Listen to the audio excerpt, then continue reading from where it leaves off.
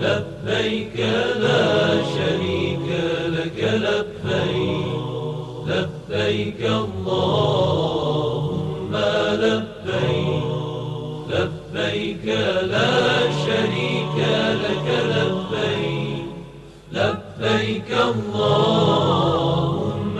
لبيك لبيك لا شريك لك لبيك اعوذ باللہ من الشیطان الرجیم بسم اللہ الرحمن الرحیم وَلِلَّهِ عَلَى النَّاسِ حِجُّ الْبَيْتِ مَنِ اسْتَطَاعَ إِلَيْهِ سَبِيلًا وَمَنْ كَفَرَ فَإِنَّ اللَّهَ غَنِيٌّ عَنِ الْعَالَمِينَ۔ اور لوگوں پر اللہ کے لیے اس کے گھر کا حج کرنا واجب ہے جو اس کی راہ کی استطاعت رکھتے ہیں، اور جو کفر کرتا ہے تو پروردگار عالم تو تمام جہانوں سے بے نیاز ہے۔ ناظرین اکرام السلام علیکم، ہم آپ کی خدمت میں اعمال حج میں ان چیزوں کے بارے میں گفتگو کر رہے ہیں جو احرام باندھنے کے بعد حرام ہو جاتی ہے، جس کا پہلا سوال ہے کیا انسان حالت احرام میں اپنی بیوی کا بوسہ لے سکتا ہے، اور اگر یہ حرام ہے تو اس کا کفارہ کیا ہے؟ جواب پیش خدمت ہے، حالت احرام میں اپنی زوجہ کا بوسہ دینا یا لمس کرنا حرام ہے۔ اگر اس نے بوسہ شہوت کے ساتھ لیا ہے تو اس کا کفارہ 1 اونٹ ہے، اور اگر بغیر شہوت کے لیا ہے تو کفارے کے طور پر 1 بکری ادا کرے گا۔ اسی طریقے سے اپنی زوجہ کو لمس کرنا بھی حرام ہے۔ اگر اس نے شہوت کے ساتھ لمس کیا ہے تو کفارے کے طور پر 1 بکری دے گا، اور اگر بغیر شہوت کے لمس کیا ہے تو اس پر کوئی کفارہ نہیں ہے۔ دوسرا ہمارا سوال ہے، حالت احرام میں اپنی زوجہ سے خوش فعلی کرنا کیا حرام ہے؟ جواب پیش خدمت ہے، حالت احرام میں اپنی زوجہ سے خوش فعلی کرنا حرام ہے، اور اگر اس خوش فعلی سے، اس عمل سے منی خارج ہو جاتی ہے تو وہ کفارے کے طور پر اس کو 1 اونٹ دینا واجب ہے، اور اگر یہ نہ دے سکتا ہو تو 1 بکرا، جس کا تذکرہ ہم نے سورہ بقرہ کی مناسبت سے کر دیا ہے،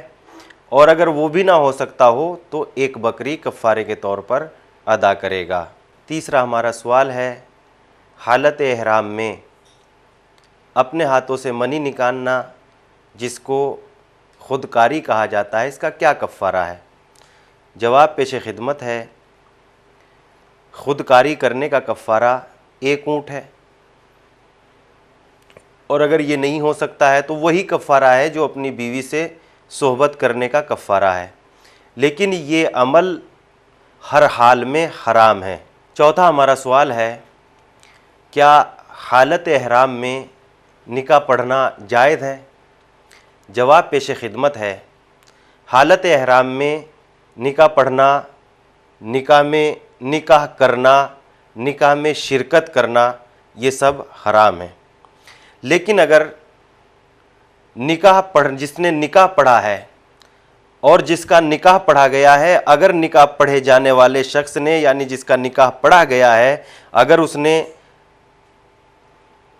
زوجہ کے ساتھ، اگر اس نے اس عورت کے ساتھ جس کے ساتھ اس کا نکاح پڑھا گیا ہے اگر صحبت بھی کی ہے تو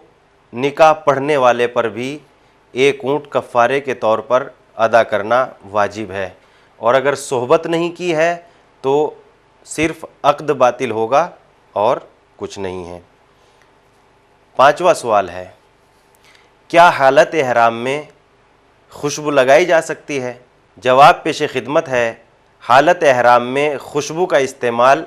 جائز نہیں ہے، حرام ہے، اور اگر کسی شخص نے اس عمل کو انجام دیا ہے تو وہ کفارے کے طور پر اس کو 1 بکری ادا کرنا ہوگا۔ چھٹا ہمارا سوال ہے، کیا حالت احرام میں سیب وغیرہ کھا سکتے ہیں جبکہ وہ ایک خوشبودار پھل ہیں؟ جواب پیش خدمت ہے، جی ہاں، حالت احرام میں سیب یا اس کے جیسے اور دوسرے جو فروٹ ہوتے ہیں، پھل ہوتے ہیں، ان کا کھانا جائز ہے، لیکن خوشبو سونگھ نہیں سکتے، گفتگو کو تمام کرتے ہوئے ہم آپ کی خدمت میں ایک حدیث پیش کرتے ہیں۔ امام علی علیہ الصلاۃ والسلام ارشاد فرماتے ہیں، جاہل وہ ہے جو خود اپنی ہی خواہشات سے دھوکہ کھا جائے۔ والسلام علی من اتبع الہدی۔